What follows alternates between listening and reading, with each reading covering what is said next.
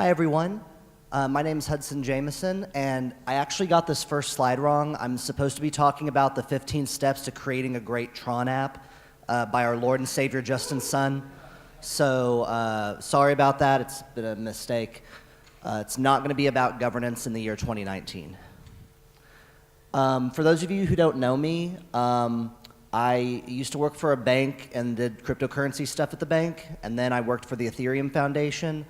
I have 3 cats because I don't want children, and I have a wife because I'm a very needy person, and I love her. So when we talk about governance, usually people bring up Vlad Zamfir because he talks about it a lot, and he does a really good job talking about it a lot, so I like to use his definition first before I go with my boring definition. So his is like 4 lines, and mine's about 4 words. His is that it's a process by which we attempt to establish the legitimacy of decisions, decision-making processes, and the related governance norms and expectations. Direct quote from Twitter.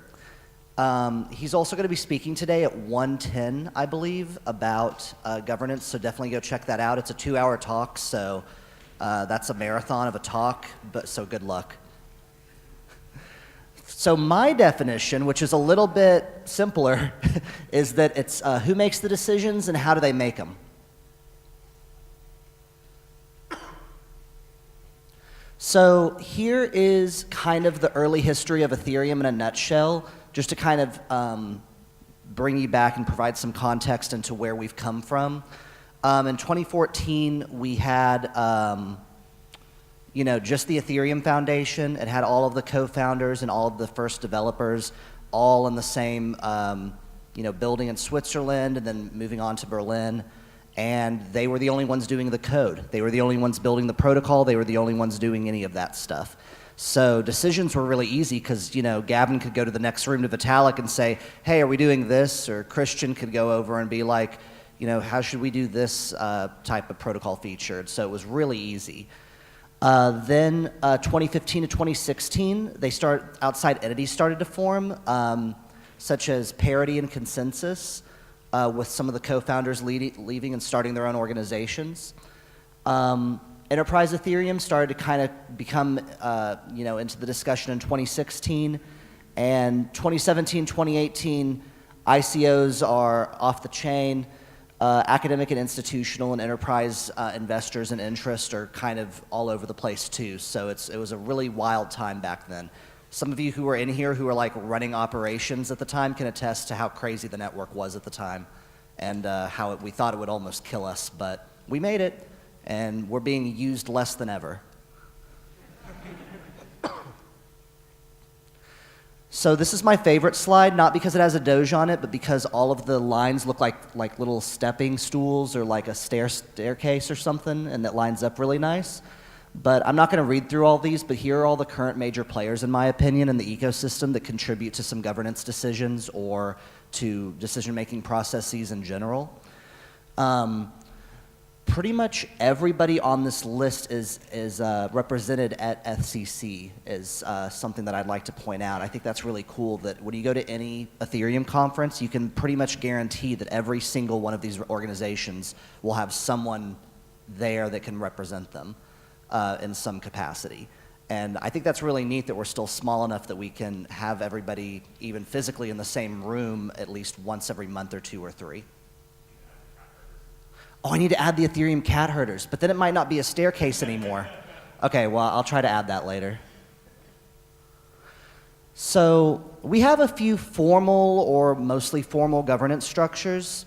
One of them is called the Ethereum Improvement Proposals, or EIPs. Those are basically like the, IETF RFCs, where we kind of try to formalize stuff within the protocol, stuff within the community ecosystem standards. The most prolific EIP is ERC20, which was the token contract standard.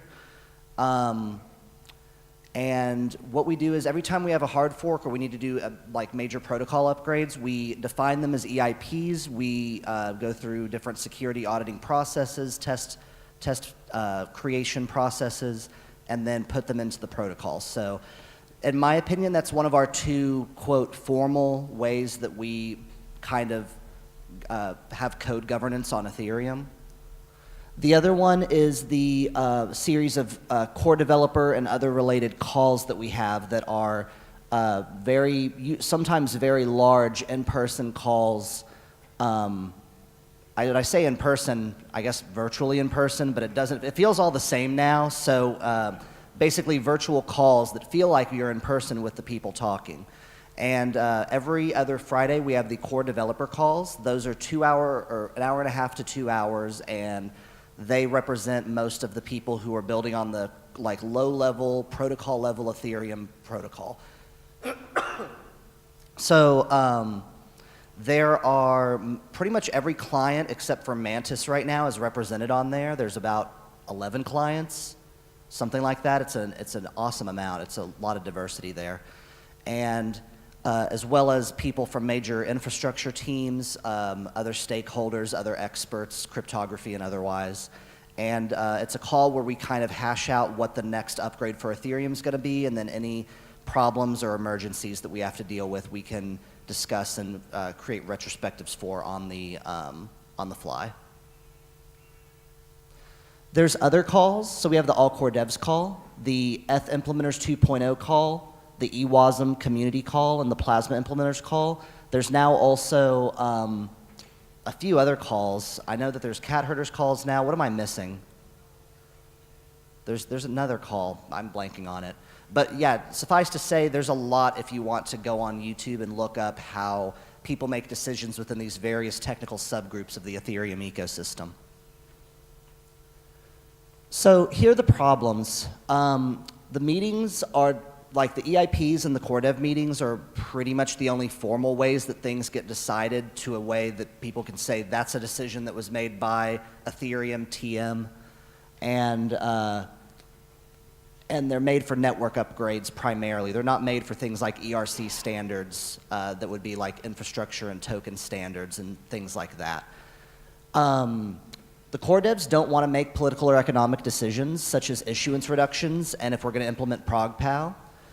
On most technical discussions, there's only, how many core devs do we think there are? I was trying to estimate it at various points, and I'd say there's maybe 100 to 200 across the ecosystem that are like actively building low-level Ethereum stuff, which isn't a lot for how big our ecosystem is now. And so a lot of them don't have the time because they're working on their own code bases to go in and make decisions and like read up on EIPs and get opinions and all this other kind of stuff. So apathy and lack of participation is a problem, and that's not the problem that like I want them to solve. I want more participation so that the load can be taken off of these core devs who have to do everything. There's also few good signaling systems or other methods to gauge community consensus on contentious issues.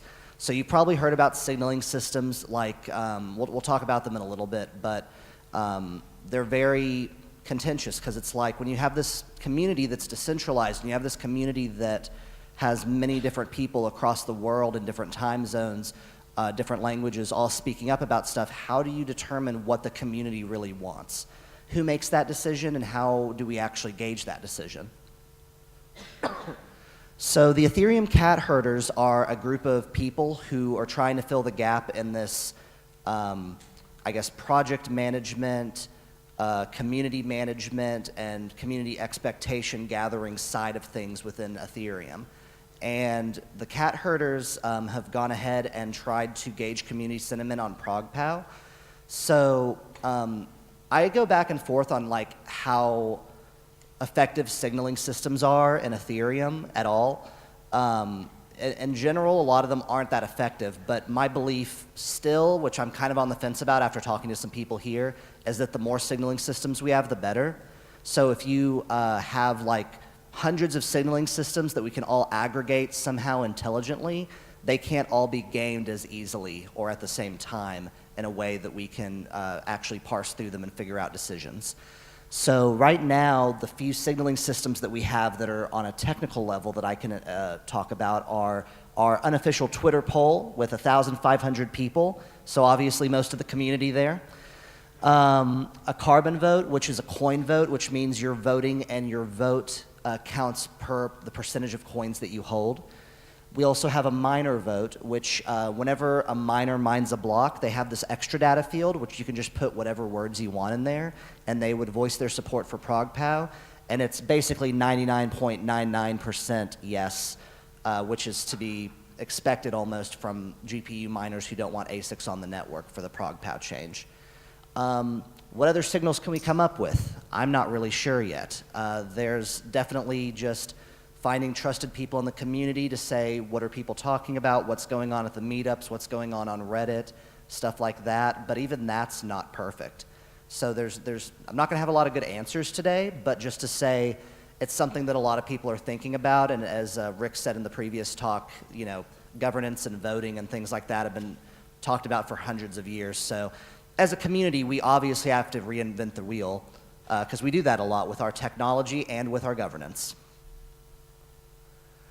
So I've kind of come to the conclusion that at the current time for major decisions in Ethereum, we're more or less a technocracy, which is government or control of society or industry by an elite group of technical experts. So whenever we have a hard fork, it goes through the core devs. We try to take community feedback, but at the end of the day, major decisions that go into the code go through the core devs.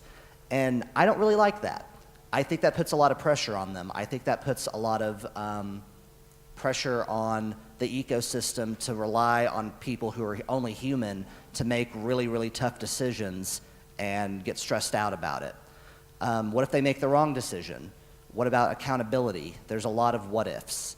And so I don't like that we're in this state, and I don't know how we can move away from it quite yet, just because we're still at this growing, weird, growing stage in our life with Ethereum, that we still need this room for flexibility to prevent really massive mistakes from being created before ETH 2.0. I'm very against on-chain governance. Sorry, Polkadot, sorry, whoever else, but I don't think that that works very well. So I don't have a great answer as far as voting or those kind of things go, or signaling systems in general, except to say the more signaling systems, the better right now. And I think that this is working. I'm not saying it's not working. I'm just saying it's not ideal. So are we centralized? No, we're too disorganized to be centralized. That's all I can say about that. So what can we do? We can try as hard as we can, as early as we can, to get good governance structures in place. I have a belief that figureheads like Vitalik Buterin and Zuko Wilcox are good early on for projects, but that over time their influence and their power needs to be diminished, which I believe is happening in both cases. Vitalik's been involved less and less in direct decision making when it comes to a lot of the stuff the core developers are deciding. He's mostly working on his research. And Zuko is working as the CEO of the Electric Coin Company, now renamed, and is handing over the reins of a lot of the technical decisions over time to the trusted members of the Zcash community. So I think that that's working out well for us too. And then this third one's hard because the IETF is so boring. Like, it's just so boring, guys. It's like, if you read the documents and stuff, like, it's really good stuff. But like, you almost have to just find someone who's been in the field for a while to really tell you about the ins and outs of it. And they have really good governance structures in place, I believe, to like make decisions and coordinate the internet and things like that. But we really need to look after them and other similar things that are good for decision making in the ecosystem. All right, thank you so much. I'm going to take some questions if we have time. What's my time like? No time, or 3 minutes? Oh, perfect. Anyone have questions? I think we have mics around. Oh, we do, great. Raise your hand and we'll bring a mic to you. It doesn't have to be about governance, now that I see no one has governance questions. It can be about anything you want. Oh, that guy.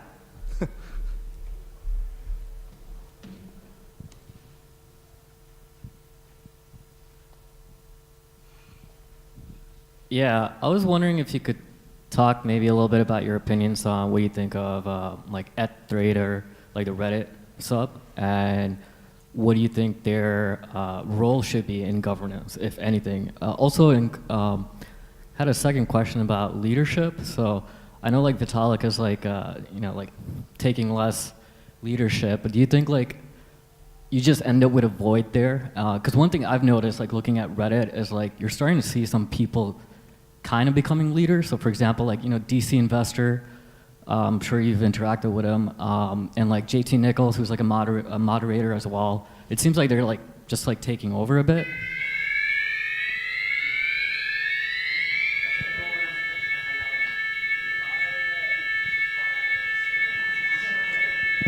Thank you so much.